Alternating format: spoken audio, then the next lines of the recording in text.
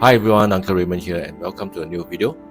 Recently, I figured that since I'm going to have more build projects soon, I'll buy a cheap servo tester so that I can make sure my servos are working properly and also make it easier to set them into neutral positions.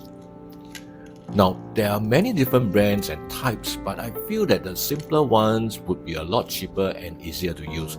So no fancy digital displays or additional functions needed really.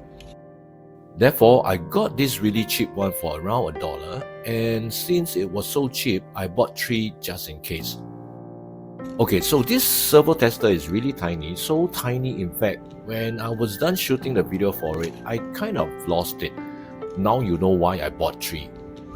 It is basically a tiny circuit board wrapped in a thin, flimsy layer of plastic, and the whole thing measures around 3 cm from side to side, with a thickness of just 1.5 cm.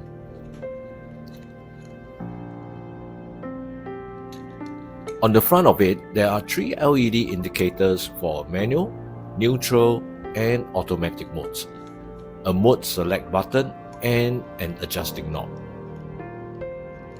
There are some operating instructions printed on the back, but they are so tiny you will need a magnifying glass to read them. On the left side, there are 3 rows of output connectors for the servos, and on the right is an input connector for the power supply.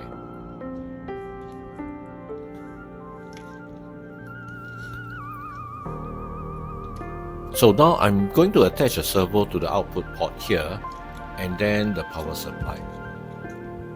Do take note of the polarity of the pins. The one on top is for signal, in the middle is positive, and the last one is for ground.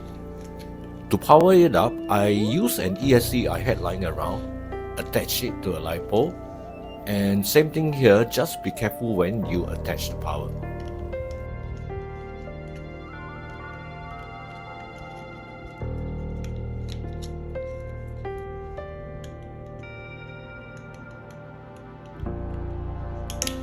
The LEDs are really bright as you can see here.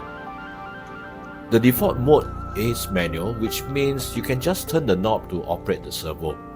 I would suggest fixing a servo horn so it's kind of easier to judge the movements of the servo. Press the mode switch again and it will jump to the neutral position. And as you can see here, I can now remove the horn and place it in its correct neutral position.